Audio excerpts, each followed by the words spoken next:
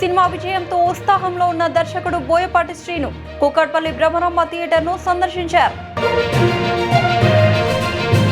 ఎల్లారెడ్డి నియోజకవర్గంలో జరిగిన దాడి ఘటనలో గాయపడిన బీఆర్ఎస్ నేతను సికింద్రాబాద్లోని యశోద ఆసుపత్రిలో BRS working president KT Rama Rao పరామర్శించారు.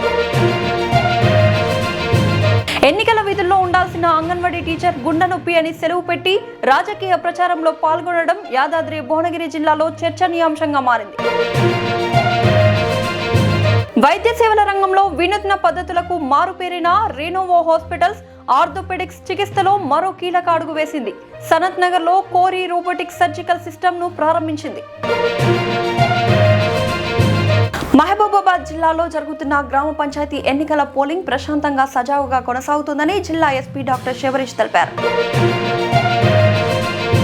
జిల్లా ఖానాపూర్ మండలం చిలకమ్మానగర్ గ్రామంలో కాంగ్రెస్ పార్టీ సర్పంచ్ అభ్యర్థి కోడి సంపత్ ఎన్నికల ప్రచారం నిర్వహించారు.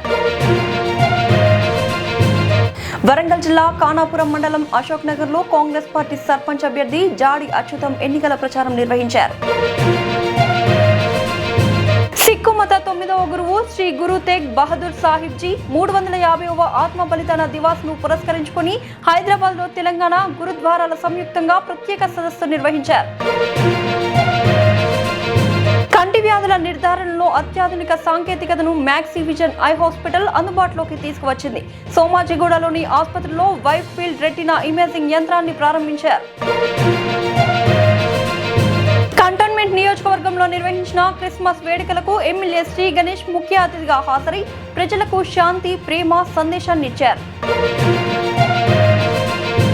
వరంగల్ జిల్లా ఖానాపూర్ మండలం ధర్మారావుపేట గ్రామంలో బీఆర్ఎస్ పార్టీ సర్పంచ్ అభ్యర్థి మాడ్రాజు వెంకన్న ప్రచారం నిర్వహించారు.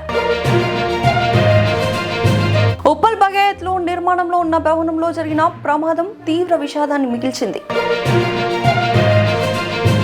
రాష్ట్రంలో గత కొన్ని రోజులుగా ఉష్ణోగ్రతలు గణనీయంగా తగ్గడంతో చలి తీవ్రత పెరిగింది. భద్రాచలం పట్టణంలో మంచు కురిసి జనజీవనంపై ప్రభావం చూపుతోంది.